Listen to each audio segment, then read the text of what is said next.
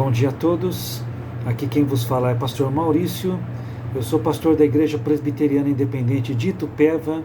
Eu estou passando aqui para compartilhar com você sobre um texto que falou muito ao meu coração.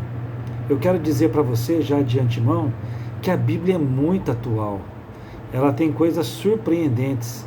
E se você não tem por hábito ler a Bíblia todo dia, eu quero convidá-lo a assumir esse hábito em sua vida. Você vai se surpreender com o que Deus tem para te ensinar através da sua palavra. O texto em questão é 1 Samuel, capítulo 11, a partir do seu verso 12. Esta passagem nos diz assim: Então disse o povo a Samuel: Quem são aqueles que diziam, reinará Saul sobre nós? Trazei-os para aqui, para que o matemos. Porém Saul disse: Hoje ninguém será morto, porque no dia de hoje o Senhor salvou a Israel. Disse Samuel ao povo: Vinde, vamos a Gilgal e renovemos ali o reino. E todo o povo partiu para Gilgal, onde proclamaram Saul seu rei perante o Senhor, a cuja presença trouxeram ofertas pacíficas. E Saul muito se alegrou ali com todos os homens de Israel. Aqui nós estamos falando sobre os primeiros passos da monarquia em Israel.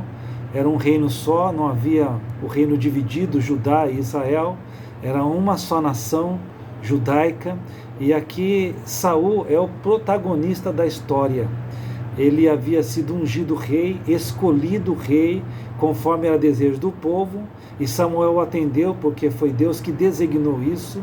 Mas, após ser ungido, ele sofreu algumas rejeições, e ele voltou para trabalhar com o seu pai, com a sua terra. Ele voltou para arar a terra. Houve uma cidade nesse interim chamado Jabes de Gileade, que foi cercada pelos amonitas. Era um povo vizinho e que estavam oprimindo, né? Eles estavam oprimindo aquela cidade de Israel.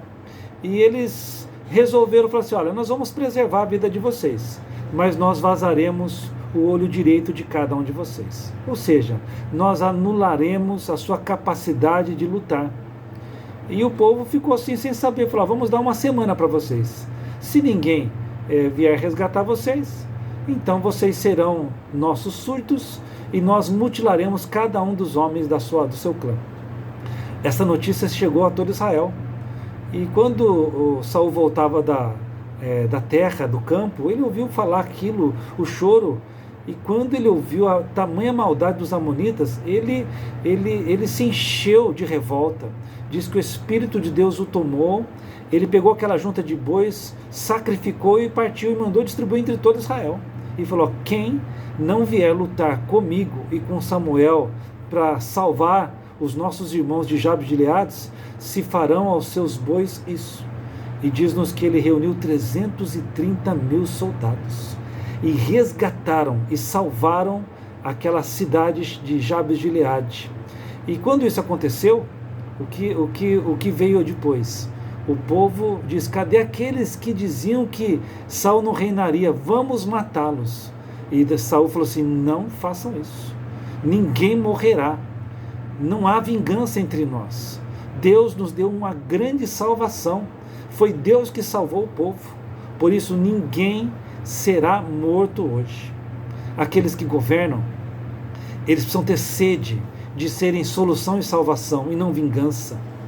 Sejam governadores, prefeitos, seja o presidente, sejam legisladores, eles têm que estar cuidando de todo o povo, como aqui Saul fez. Não havia espaço para vingança, para ódio, para caça às bruxas, como muitos dizem, mas o seu papel era governar por todos.